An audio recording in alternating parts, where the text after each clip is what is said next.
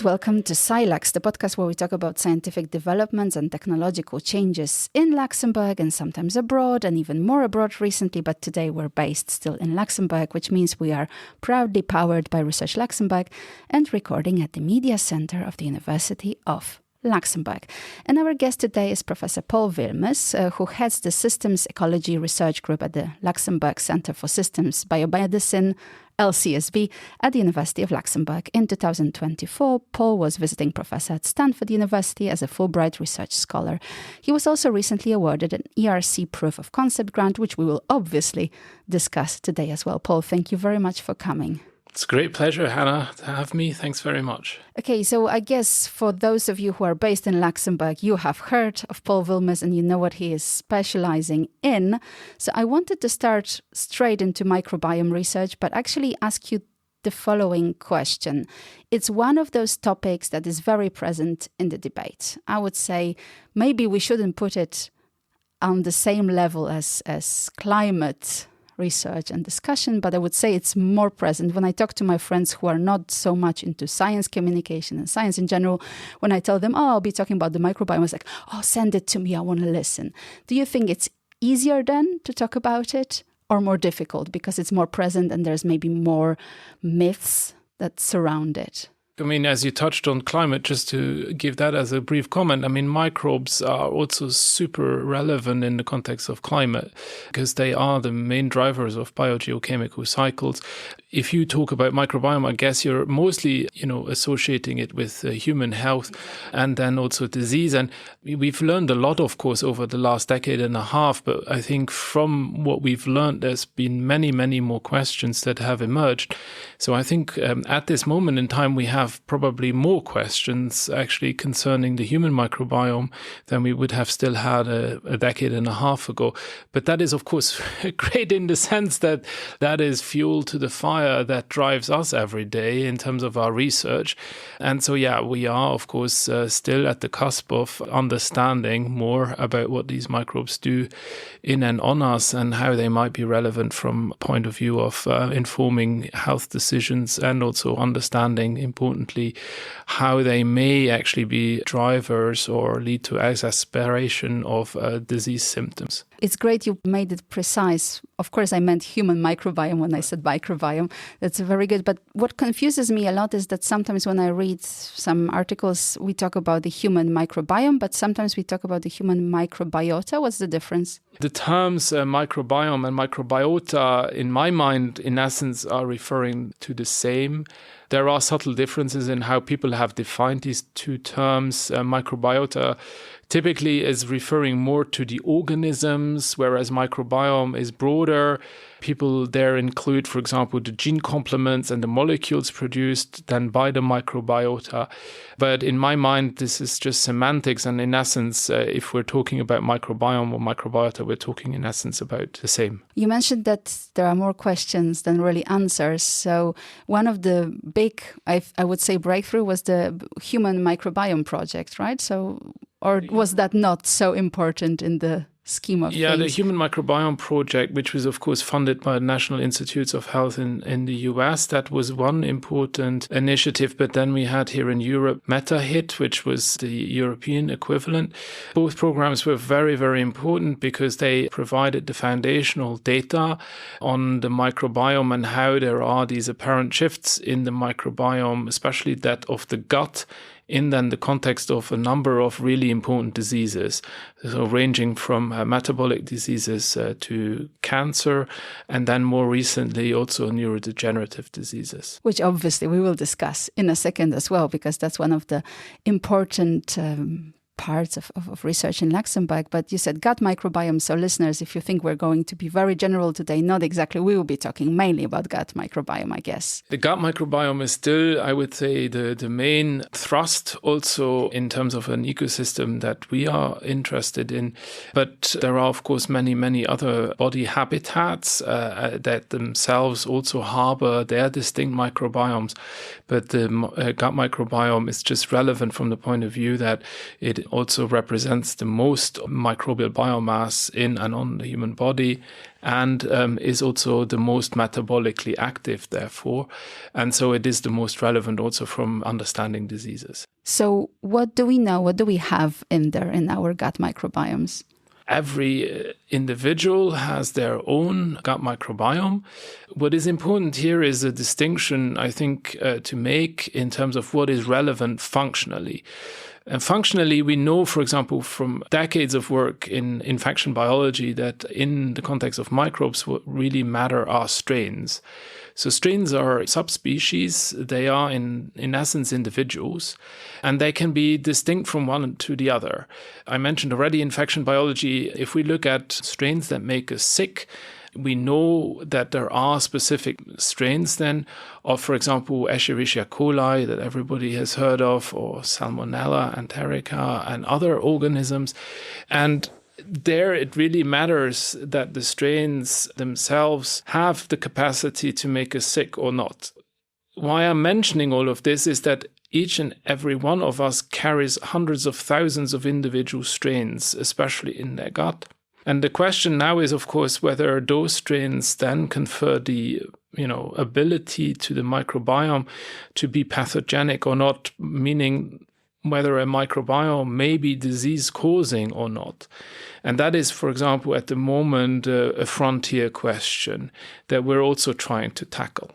The point is that it's not so easy to say that there are, for example, between 1,000 and 1,500 individual species in, let's say, the microbiome, ranging from bacteria to archaea to microeukaryotes. Microeukaryotes, for example, include fungi, etc.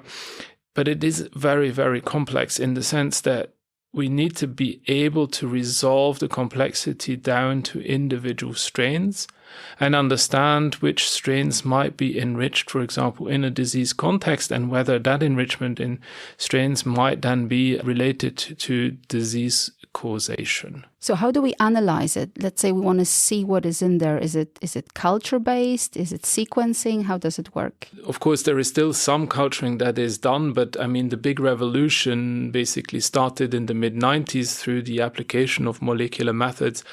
It started with the amplification of specific marker genes, mostly in the context of bacteria and archaea, the 16S rRNA gene that was amplified. This was all the foundational work done by Carl Woese, later Norman Pace. But then, in the early 2000s, we started developing methods to basically sequence randomly into the DNA that we are able to extract from microbial communities. And that brought to the fold this era of metagenomics. And I was just privileged enough that I was part of that journey very early on. So I was also involved in the development of all of these methods. And that really revolutionized our understanding of microbial diversity. It has also really revolutionized our understanding, for example, of evolution.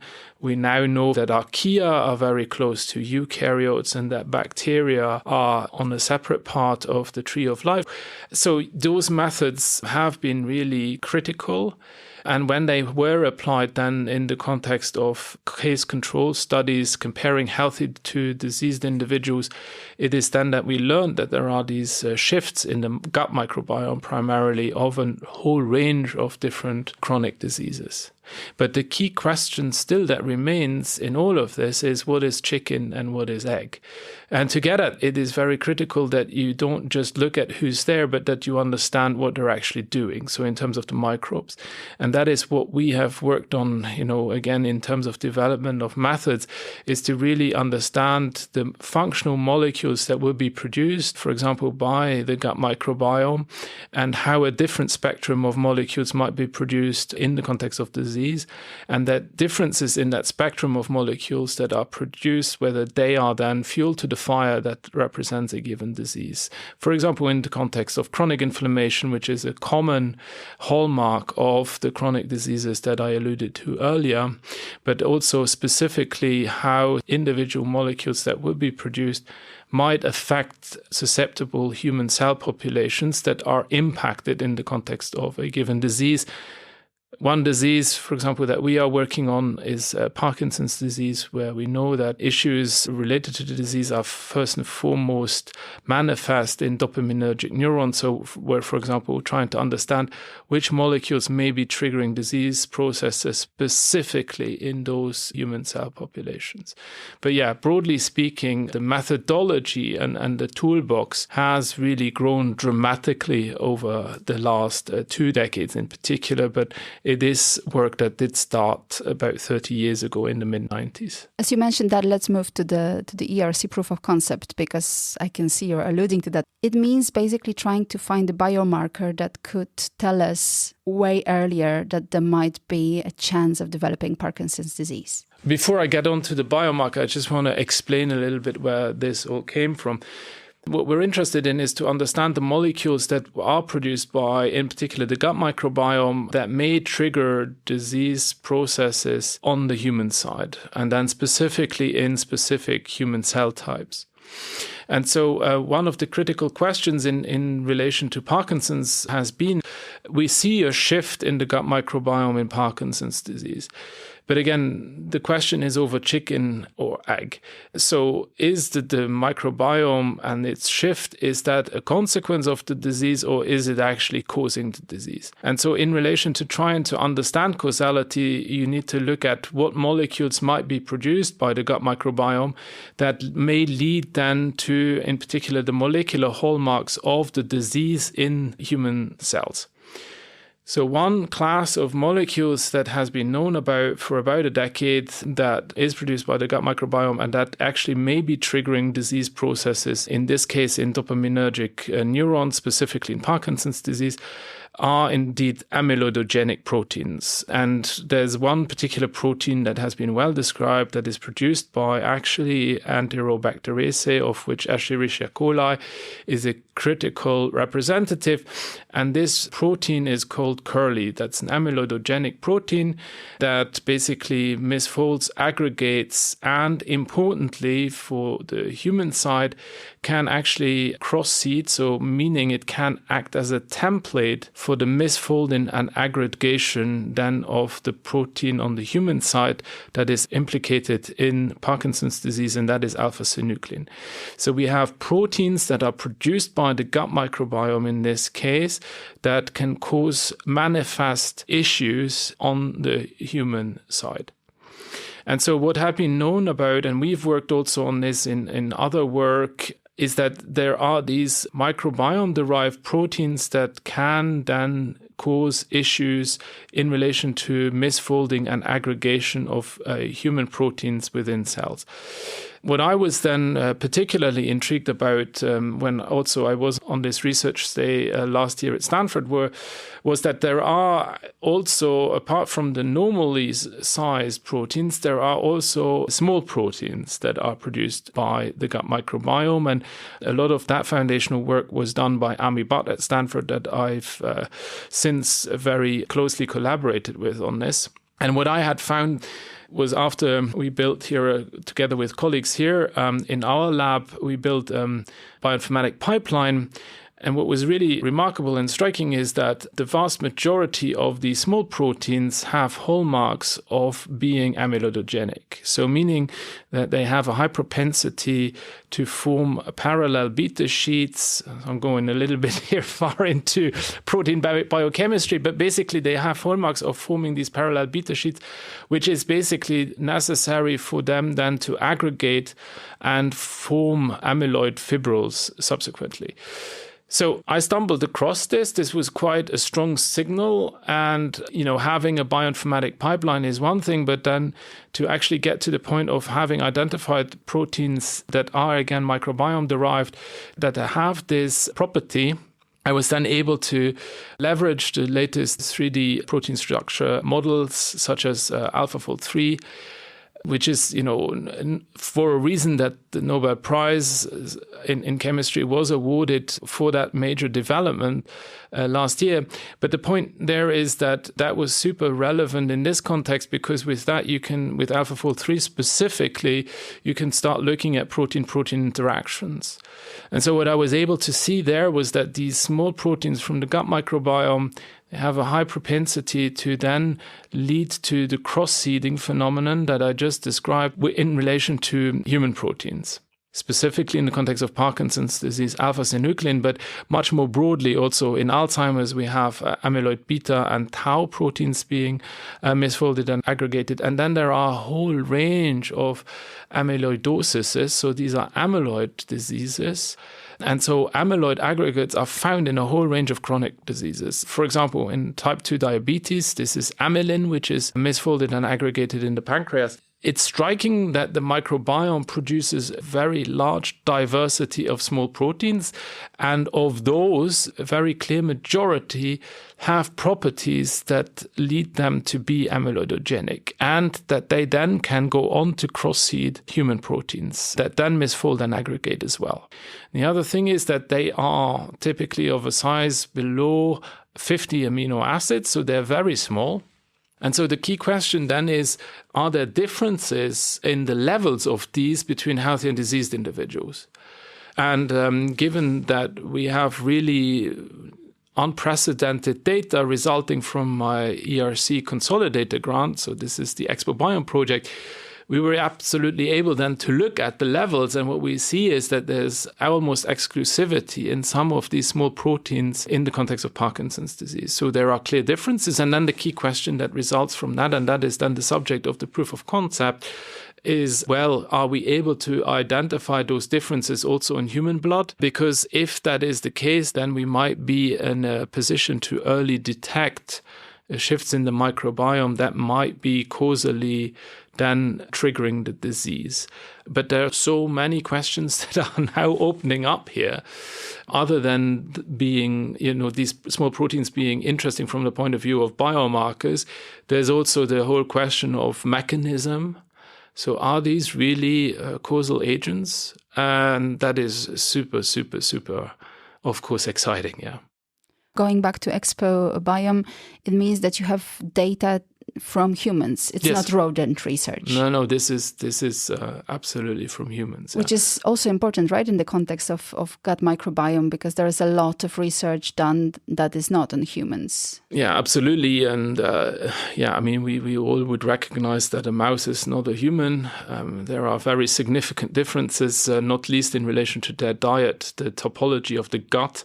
And that means that also their microbiome, is very different. And so, I think in trying to understand human chronic diseases, which are inherently complex, I think it is vital that we look at humans. And important here is, of course, to consider that we have now these high-resolution methods that are really powerful, especially if they are coupled to methods that are either already with us, like in the context of AlphaFold 3, but then I think AI, generally, the methods that are about to hit us are going to be absolutely fundamental in informing our understanding. But I mean, we can only get to that point if we have data from humans that we can base ourselves on. So I think while there's a lot of people that think, of course, that artificial intelligence will provide answers to all of these very complex diseases, I think one thing that we still need to be aware of is that we need the data, and so we need the measurements. And so that is also where we are still investing a lot of time and effort, is to generate very high resolution, high quality data sets. This is actually a subject of many of the episodes of the podcast. I'm discussion, sure, yeah. Yes, exactly, about the data. And then, of course, the hype that you sometimes get with a new, algorithm or a new prediction model that is supposed to tell you also during COVID times, right? We had a lot of these things that you get one picture of a certain part of the body, and then, of course, you know everything. But the problem is what this algorithm was trained on, right? All the machine learning models we're getting now, exactly. It starts with data, and hopefully it will stay for some time as well. Yeah, I think we still have our work cut out in relation to the measurement aspect. I think there's still a lot to be done. So even in an era potentially of artificial general intelligence, I think we still have to have measurements, and we need to ask the right questions around the measurements. So it's, I think we still have our work cut out. Yeah. Do we know what actually clearly influences our microbiome? Why does it shift and how it is created? What do we know there? Our gut microbiome again, I would say we do know a lot, but we of course do not know everything, because not knowing everything is keeping us in a job. I think what we know, of course, is diet is very important in shaping the microbiome. There has also been massive shifts, of course, since the dawn of the Industrial Revolution. We've really made massive changes to our lifestyles. That is one aspect. Then there is, of course, exposure to microbes from the environment that can also be directly related to food. So, for example, food spoilage is very important in that context. I mean, we throw bread out after the mold is really visible with the naked eye, but before it is visible with the naked eye, there are already very significant, microbial loads associated then with the bread or whatever other food stuff that is contaminated. So that is an important aspect. So invasion is important. Also, what we see is we've published a few of the seminal papers on this is, for example, the transmission from the oral microbiome to then the microbiome of the large intestine. This is a reality. The dogma was always that the acid conditions in the stomach would prevent such a transfer, but it's clear that there is ongoing constant transmission between, the oral cavity and thereby the environment and then the large intestine. So that is another aspect. Then, of course, we have a lot of host factors that affect the microbiome. The classical one is, of course, the immune system that definitely shapes the microbiome. But then there are other aspects that we, for example, in the context of our work, have seen is, for example, the levels of exocrine pancreatic enzymes. So digestive enzymes that are secreted via the pancreatic duct into the gut, so that are produced by the pancreas. And the levels of these have a massive impact on the microbiome, in particular the function of the microbiome. So there are many, many, many different considerations here.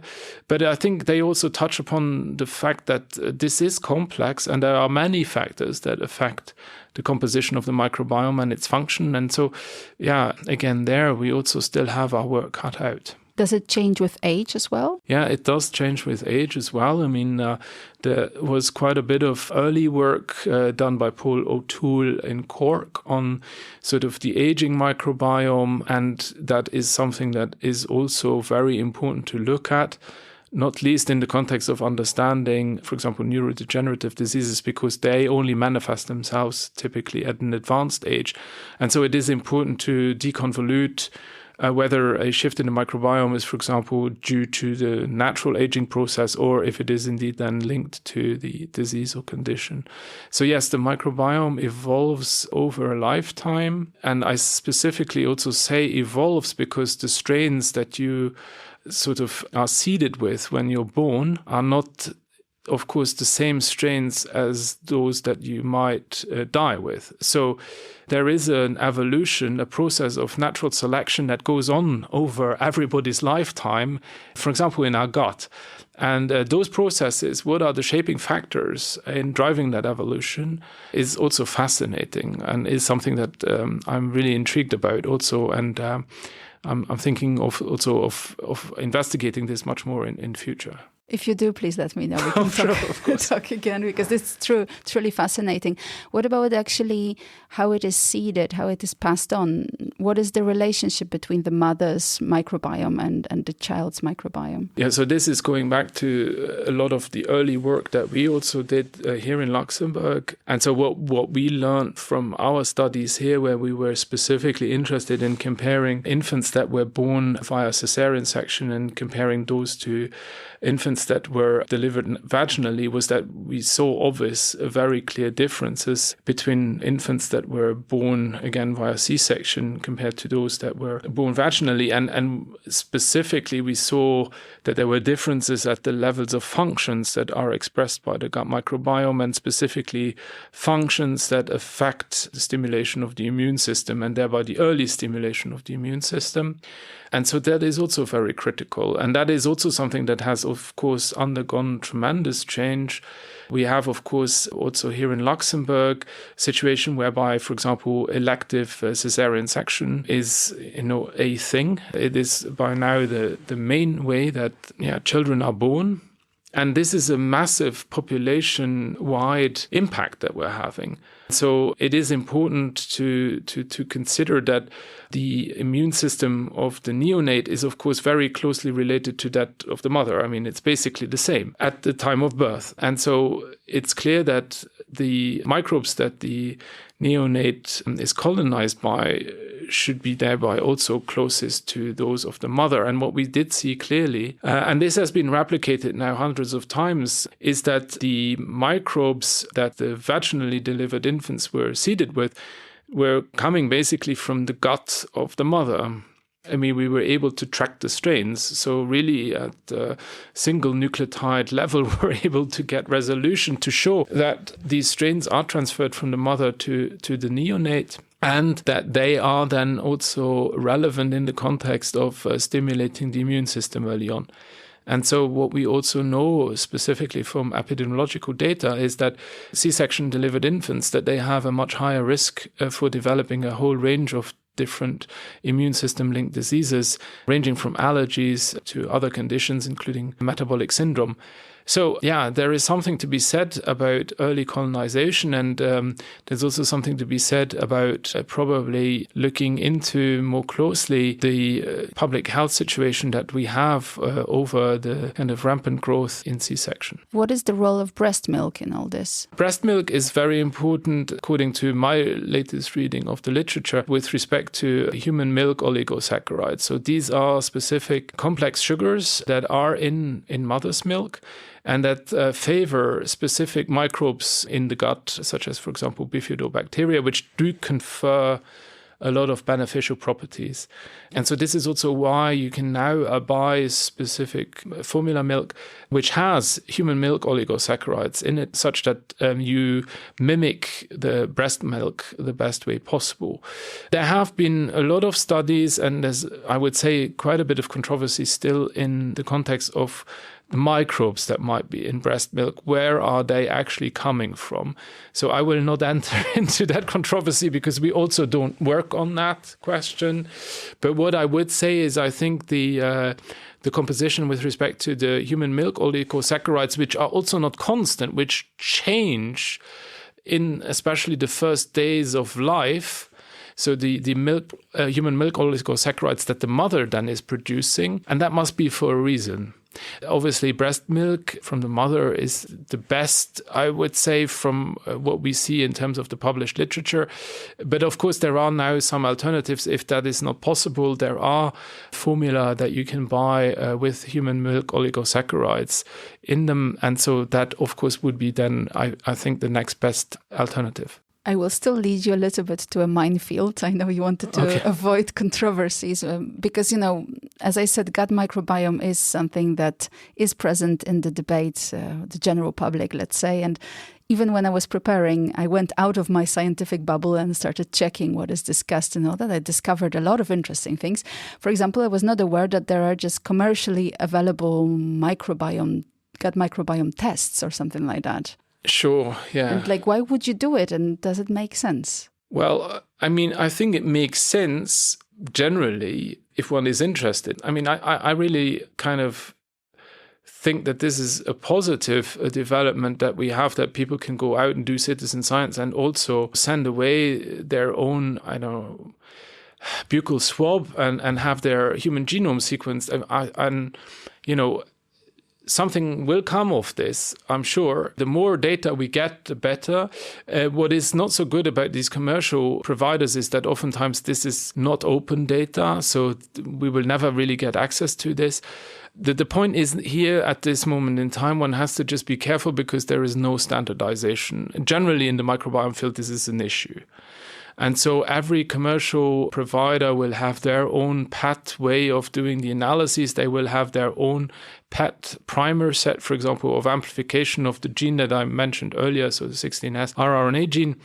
And so there will be massive differences. And so you will not be able to necessarily compare, a data set that you would have generated by provider X with a data set that would have been provided by provider Y. And that is an issue, but that is a general issue for the field. I think there's possibly really interesting information in that. I have seen some of these reports. I think that for the most part, they're really overselling what they are able to get out of the data, especially when it goes down the path of very concrete dietary recommendations and so on and so forth. I don't think that there's necessarily scientific evidence to support some of those claims. But in general, I think this is still a good positive development, because we have to also recognize that this is a very young field.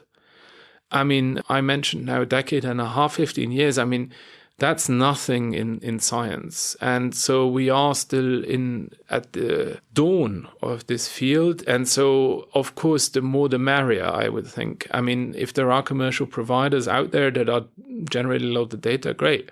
Yeah.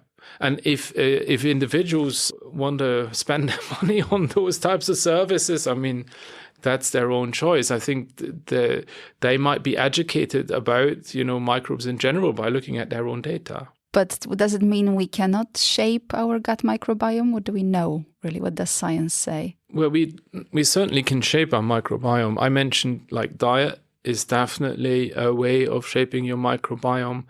And we also understand, for example, fiber.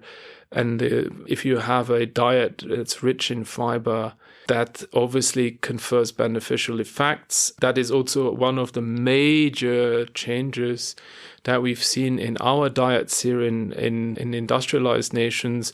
So we used to consume around or more than 100 grams of fiber per day, and now we're typically less than 10 grams per day. So this is a massive difference. And that fiber basically is not absorbed by the small intestine, but is in fact then transferred into the large intestine. And it is through microbial activity that, for example, the energy within that fiber is made available to us. So it's only microbes that have the specific enzymes to basically chop up the fibers and then ferment the sugars that are released to then, for example, short-chain fatty acids. And these short-chain fatty acids are beneficial in a number of ways. They are a major energy source for the human cells that line the gut, but they also confer, for example, anti-inflammatory properties.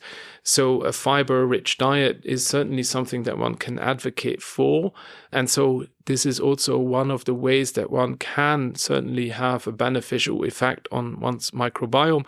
We also have done, for example, a fiber intervention in Parkinson's disease. This is as yet unpublished data, but there we see, for example, an amelioration in disease symptoms, and that in the clinical context. So I think there is many things that we have yet to learn in terms of diet and diet composition, how that shapes the microbiome, and then how that might in turn affect our own host physiology.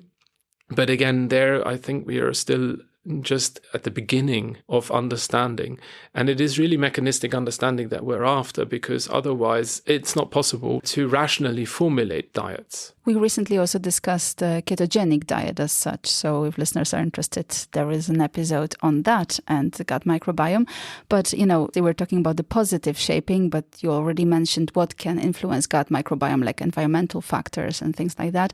What about antibiotics? Yeah, antibiotics obviously have also a very marked effect. We have also worked on that question. And what we have seen there in particular, we used a model there to really just look at what is the general effect of antibiotics. And we use basically an antibiotic cocktail that is typically administered before surgery. And we then looked into the evolution of the gut microbiome, that in a mouse model. And we see actually that you have, a purging of key organisms from the gut microbiome. And at the same time, you have an overgrowth of organisms that are capable of gaining resistance against those antibiotics in a very, very short period of time. And that is because they're exchanging genetic material. And what was actually quite striking about that study is that the organisms that are enriched in in the context of the time after the antibiotic treatment, those are the main taxa that we also see enriched in Parkinson's disease. Now, that might be a complete coincidence, but it is nevertheless quite interesting. So you might be onto something again. I remember we was discussing, when you ask one question, you actually get 10 more questions, right? Right. That's how science should work normally. Yeah, exactly. And you never know where the next great leap is going to come from, right? And science is mostly about connecting the dots. Yeah. Yes, totally. It is. So another dot to the discussion. We jump a little bit back to gut microbiome and aging. Is there any research on how we can actually regain or get back the microbes we lose with aging? Yeah, this is an interesting one because it's not so much that we lose organisms. The diversity in older age can actually be higher than when you're younger. And diversity here that is always difficult really because to really make a really strong statement about this because it always depends on the level of resolution. Now, I mentioned earlier that strains are the level of resolution at least that we are aiming to get to now routinely. We already published methods and then also first papers starting in 2018 about this. And that in the context of the human microbiome. But what I would say here is that the question of what are the shifts in older age and how might we affect then the microbiome, again, I would think that the most informative work on that has been by Paul O'Toole in Cork. And what they showed, for example, is whether people are living in long-term care versus whether they're still living at home. That really impacts the microbiome remarkably.